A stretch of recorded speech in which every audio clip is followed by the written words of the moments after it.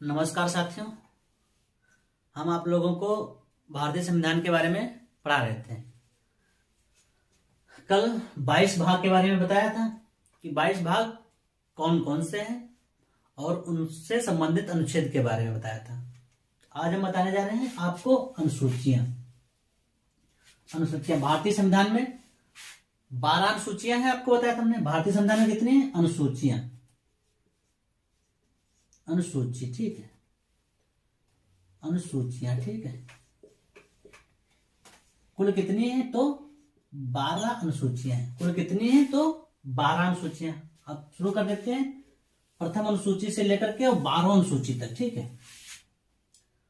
प्रथम अनुसूची, प्रथम अनुसूची, प्रथम अनुसूची में क्या है? प्रथम अनुसूची संघ और राज्य, संघ और राज्य के बारे में बताएगा। संघ एवं राज्य, ठीक है, संघ एवं राज्य। द्वितीय अनुसूची में देख लेते क्या है? द्वितीय अनुसूची, द्वितीय अनुसूची में संवैधानिक पदधारकों के वेतन और भत्तों के बारे में बताया गया। संवैधानिक पदधारकों के, संवैधानिक पद धारकों के वेतन एवं भत्ते। संवैधानिक पद धारकों के वेतन एवं भत्ते जैसे राष्ट्रपति, जैसे राष्ट्रपति, कामा उपराष्ट्रपति, उपराष्ट्रपति, कामा लोकसभा अध्यक्ष, लोकसभा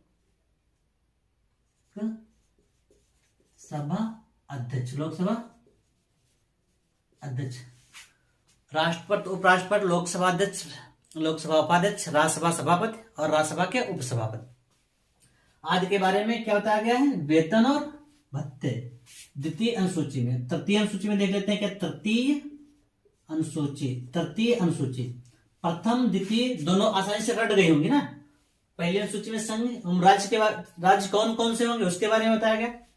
द्वितीय अनुसूची में संवैधानिक पदधारकों के वेतन और भत्ते के बारे में बताया गया। तृतीय अनुसूची, तृतीय अनुसूची, तृतीय अनुसूची में शपथ ग्रहण बताया गया। तृतीय अनुसूची में शपथ ग्रहण, शपथ ग्रहण, शपथ ग्रहण जैसे मंत्रियों द्वारा ली जाने वाली शपथ और न्यायाधीशों द्वारा ली जाने वाली शपथ। उदाहरण के लिए बता दे रहे हैं, मंत्रियों द्वारा ली जाने वाली शपथ, ली जाने वाली शपथ, वाली शपथ और न्यायाधीशों द्वारा ली जाने वाली, ठीक है, न्यायाधीशों द्वारा ली जाने वाली शपथ, ठीक है। अनुसूची 3 में, अनुसूची 4, ठीक है। चतुर्थ अनुसूची, चतुर्थ अनुसूची, चतुर्थ अनुसूची में राज्यसभा में सीटों का आवंटन, ठीक है, राज्यसभा में सीटों के आवंटन के बारे में बताया गया है। राज्यसभा में सीटों का आवंटन जैसे बताया गया कि कौन से राज्य से कितनी राज्यसभा सीटें ली जाएंगी। जैसे उत्तर प्रदेश से आपके, उत्तर प्रदेश से कितनी है? उत्तर प्रदेश से 31 राज्यसभा सीटें, सबसे ज्यादा राज्यसभा सीटें कहां से? उत्तर प्रदेश से कितनी? 31। तो चतुर्थ अनुसूची में बताया गया राज्यसभा में सीटों का आवंटन, राज्यसभा में सीटों का आवंटन। जैसे सबसे ज्यादा अपने उत्तर प्रदेश में 31 सीट, ठीक है, 31 सीटें राज्यसभा में सीटों का आवंटन, राज्यसभा में सीटों का आवंटन अनुसूची 4 में, ठीक है, अनुसूची 4 में। अब 5वीं अनुसूची देख लेते हैं। 5वीं अनुसूची, 5वीं अनुसूची में क्या है? 5वीं अनुसूची में अनुसूचित जनजाति से संबंधित क्षेत्र,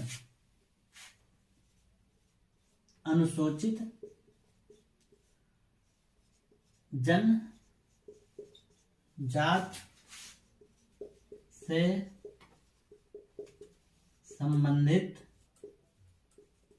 क्षेत्र। ठीक है, अनुसूची 5 में, अनुसूची 6 में भी अनुसूचित जनजाति से संबंधित क्षेत्र, बस थोड़ा सा अंतर है। अनुसूची 5वीं अनुसूची, 6ठी अनुसूची,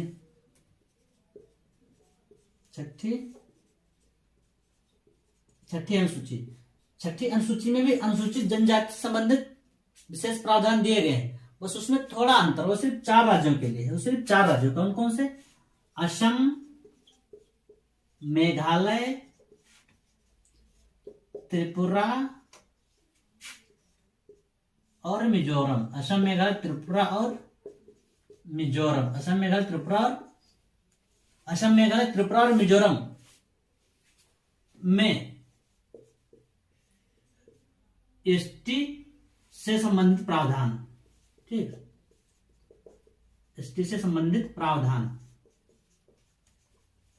ठीक, अनुसूची 5 और 6 दोनों में एसटी के बारे में बताया गया, अनुसूचित जनजाति क्षेत्र के बारे में बताया गया। बस 6ठी अनुसूची स्पेशल सिर्फ 4 राज्यों के लिए, असम, मेघालय, त्रिपुरा और मिजोरम। असम, मेघालय, त्रिपुरा और मिजोरम। 7वीं अनुसूची आ जाते हैं। 7वीं अनुसूची, 7वीं अनुसूची में है शक्तियों का बंटवारा। 7वीं अनुसूची में क्या है? शक्तियों का बंटवारा। 7वीं अनुसूची में शक्तियों का बंटवारा। 7वीं अनुसूची में क्या है? शक्तियों का बंटवारा। शक्तियां कौन कौन सी हैं, उनका बंटवारा किया गया। तो 3 प्रकार के भागों में विभाजित कर दिया गया। संघ सूची के विषय, संघ सूची, कामा राज्य सूची और समवर्ती सूची। समवर्ती सूची, संघ सूची के विषय पर सिर्फ केंद्र सरकार कानून बनाएगी, राज्य सूची के विषय पर राज्य सरकार कानून बनाएगी। समवर्ती सूची के विषय पर दोनों कानून बना सकते हैं, केंद्र और राज्य दोनों बना सकते हैं, मगर हाँ, जब विवाद की स्थिति उत्पन्न होगी तो सिर्फ और सिर्फ केंद्र सूची के विषय पर, जैसे केंद्र सरकार का कानून मान्य होता है, वैसे समवर्ती सूची के विषयों पर भी केंद्र सरकार का ही कानून मान्य होगा, यानी उन्हीं की बात चलेगी। 7 अनुसूची। अब 8वीं अनुसूची में देख लेते हैं क्या है। 8वीं अनुसूची, 8वीं अनुसूची भाषाओं से संबंधित। 8वीं अनुसूची क्या है? भाषाएं हैं। 8वीं अनुसूची में क्या है? भाषाएं हैं। संविधान लागू होने के समय 14 भाषाएं थी। 14 भाषाएं थी संविधान लागू होने के समय, मगर वर्तमान में 22 भाषाएं। ठीक, वर्तमान में संविधान द्वारा 22 भाषाओं को मान्यता दी गई। वर्तमान में 22 भाषाएं। वर्तमान में कितनी भाषाएं? वर्तमान में 22 भाषाएं। 9वीं अनुसूची देख लेते हैं। 9वीं अनुसूची, 9वीं अनुसूची में, 9वीं अनुसूची प्रथम संविधान संशोधन द्वारा भूमि सुधार अधिनियम लाया गया। ठीक, तो 9वीं अनुसूची में क्या है? भूमि सुधार अधिनियम। भूमि सुधार अधिनियम प्रथम संविधान संशोधन द्वारा, प्रथम संविधान संशोधन द्वारा, प्रथम संविधान संशोधन द्वारा। हमने आपको बताया था ना कि संविधान लागू होने के समय मात्र 8 अनुसूचियां थी, 4 अनुसूचियां बाद में जोड़ी गई थी। तो जैसे 9वीं अनुसूची जोड़ी गई थी प्रथम संविधान संशोधन द्वारा, और क्या था? भूमि सुधार अधिनियम था। ठीक है, अब आ जाएगी 10वीं अनुसूची। 10वीं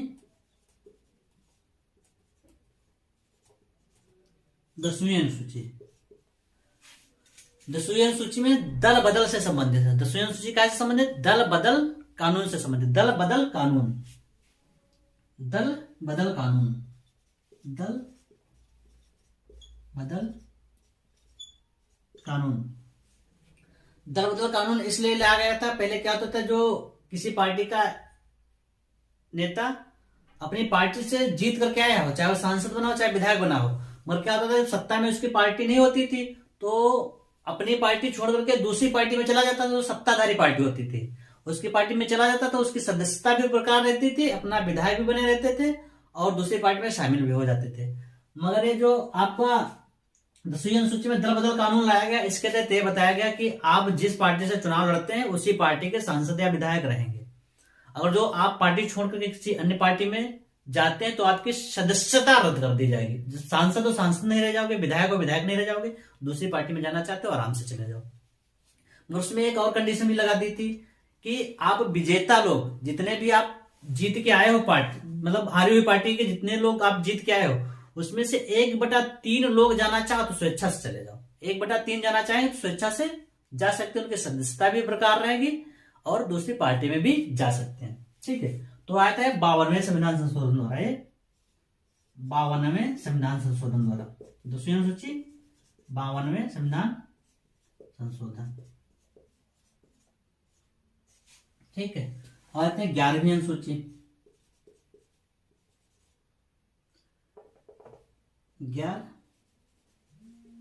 11वीं अनुसूची 11वीं अनुसूची या पंचायतों से संबंधित है। 11वीं अनुसूची कहाँ से संबंधित है? पंचायतों से। पंचायतों से त्रिस्तरीय पंचायती राज व्यवस्था है भारत में, आप लोगों को पता है, पूछ लेंगे पंचायती राज व्यवस्था में कितने स्तर हैं, तो त्रिस्तर, पंचायत स्तर, मध्य स्तर और जिला स्तर। ठीक है, इसको 73वें संविधान संशोधन द्वारा जोड़ा गया था। 13वें संविधान संशोधन द्वारा और आते हैं 12वीं अनुसूची।